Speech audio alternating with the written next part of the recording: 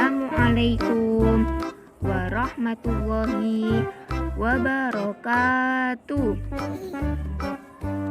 Kami dari kelompok 3 pada mata kuliah pembelajaran tematik kelas dasar 1, 2, dan 3 yang beranggotakan Sinta Yuni Ariyanti, Devi Septiani Nurfauzi, Dinda Ayu Manggar, Dimas Prasetyo Novanto akan menjelaskan materi tentang silabus pembelajaran tematik SD atau MI.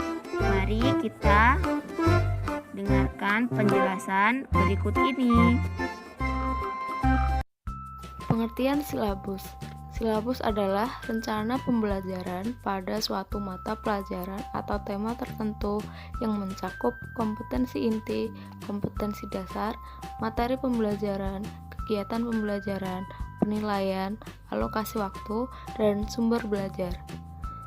Silabus merupakan penjabaran standar kompetensi dan kompetensi dasar ke dalam materi pokok pembelajaran dan indikator pencapaian kompetensi untuk penilaian. Silabus bermanfaat sebagai pedoman dalam mengembangkan pembelajaran, seperti pembuatan rencana pembelajaran, pengelolaan kegiatan pembelajaran, dan pengembangan sistem penilaian. Silabus merupakan sumber pokok dalam penyusunan rencana pembelajaran.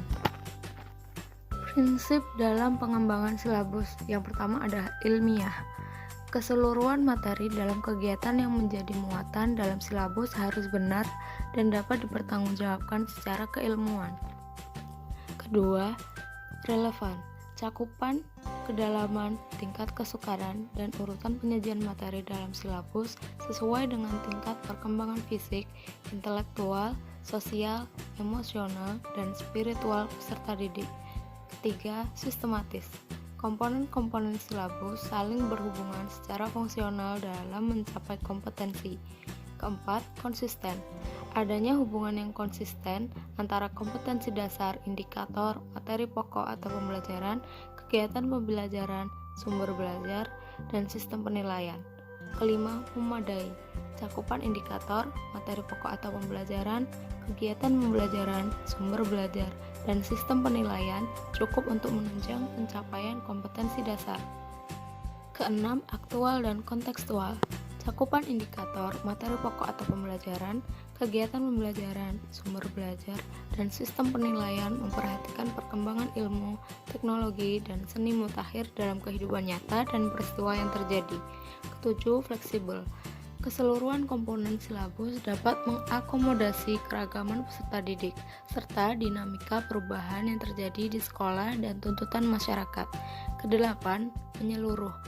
Komponen silabus mencakup keseluruhan ranah kompetensi kognitif, afektif, dan psikomotor. Selanjutnya yaitu adalah landasan pengembangan silabus. Nah, dalam mengembangkan silabus ini ada beberapa landasannya, yaitu yang pertama adalah Peraturan Pemerintah Nomor 13 Tahun 2015. Ini merupakan perubahan Peraturan Pemerintah Nomor 19 Tahun 2005, yaitu tentang Standar Nasional Pendidikan. Yang kedua yaitu Permendikbud Nomor 21 Tahun 2016 tentang standar isi pendidikan dasar dan menengah. Dan yang terakhir yaitu Permendikbud Nomor 22 Tahun 2016 tentang standar proses pendidikan dasar dan menengah. Selanjutnya yaitu langkah-langkah pengembangan silabus pembelajaran. Ada beberapa langkah-langkah yang harus ditempuh oleh seorang pendidik agar dapat mengembangkan silabus pembelajaran tematik. Nah, yang pertama yaitu mengidentifikasi materi pelajaran dari setiap kompetensi dasar yang ingin dicapai dari semua mata pelajaran yang akan diintegrasikan. Nah, di sini tuh langkah awal pendidik yaitu harus mengidentifikasi kompetensi dasar apa saja dalam suatu materi pelajaran yang harus dicapai. Jadi kita sebagai pendidik harus tahu kompetensi dasar apa saja yang harus dicapai. Nah, yang kedua, mengidentifikasi tema-tema yang menarik bagi peserta didik, lalu memilih beberapa tema yang akan dijadikan sebagai tema pembelajaran. Nah, maksud dari mengidentifikasi tema-tema yang menarik bagi peserta didik ini bukan berarti kita hanya memilih tema-tema yang menarik lalu meninggalkan tema-tema yang tidak menarik. Yang dimaksudkan di sini yaitu yang mana tema yang menarik dan yang tidak menarik. Yang tidak menarik itu adalah bagian dari pendidik, bagaimana caranya agar bisa membuat tema itu menjadi menarik dan peserta didik tertarik untuk mempelajarinya. Yang ketiga, memetakan materi pelajaran untuk setiap tema atau subtema yang sesuai. Kita harus memperhatikan tingkat kesulitan dari suatu materi, karena kita tahu dalam pembelajaran itu pasti ada beberapa materi yang memang sulit untuk dipelajari. Nah, kita harus memperhatikan alokasi waktunya. Begitupun juga dengan keruntutan materi yang akan kita sampaikan agar peserta didik dapat memahaminya dengan baik. Selanjutnya yaitu merancang pembelajaran berdasarkan pemetaan materi pelajaran yang telah dilakukan. Nah, setelah melakukan pemetaan materi tadi, tugas kita selanjutnya yaitu adalah merancang pembelajaran yang akan kita lakukan. Nah, tujuan dari merancang ini sendiri yaitu agar pembelajaran tercapai kompetensi dasar yang diinginkan tadi dan juga pembelajaran dapat terlaksana dengan baik dan maksimal. Selanjutnya, setelah merancang pembelajaran yaitu kita harus mendesain penilaian yang akan dilakukan untuk proses pembelajaran yang telah dirancang tadi. Nah, tugas kita selanjutnya yaitu adalah mendesain penilaian. Jadi kita harus mendesain penilaian. Kita harus mendesain penilaian dari materi-materi yang telah kita ajarkan. Setelah desain penilaian dilakukan, setelah desain penilaian dibuat, yaitu selanjutnya adalah melaporkan hasil penilaian sesuai dengan kompetensi mata pelajaran yang telah dicapai.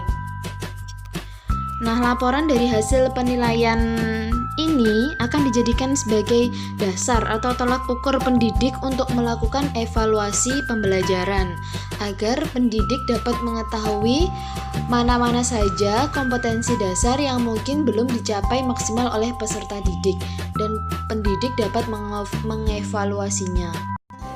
Yang berikutnya yakni pengembangan silabus pembelajaran.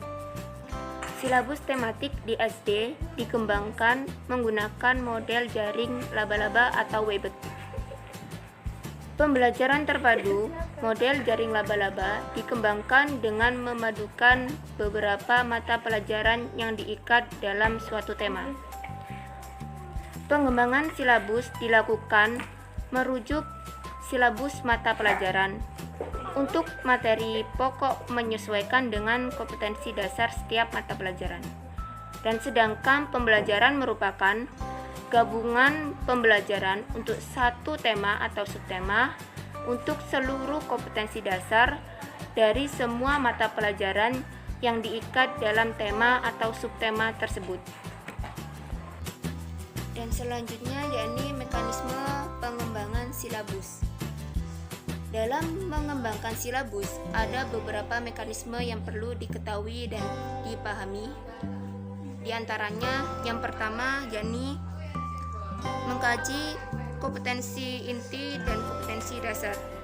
Yang kedua, mengidentifikasi materi pokok atau pembelajaran. Yang ketiga, mengembangkan kegiatan pembelajaran. Yang keempat, merumuskan indikator pencapaian kompetensi. Yang kelima, penentuan jenis penilaian. Yang keenam, menentukan alokasi waktu. Dan yang terakhir, yakni menentukan media atau sumber belajar.